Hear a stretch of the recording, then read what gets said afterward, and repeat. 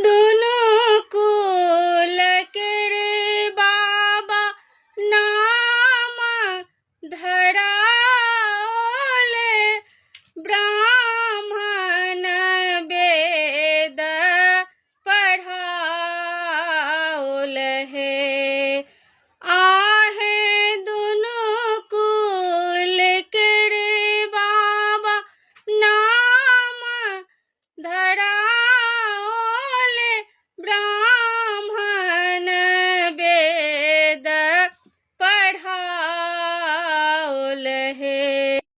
कानैत कानैत बाबा करे कन्यादान,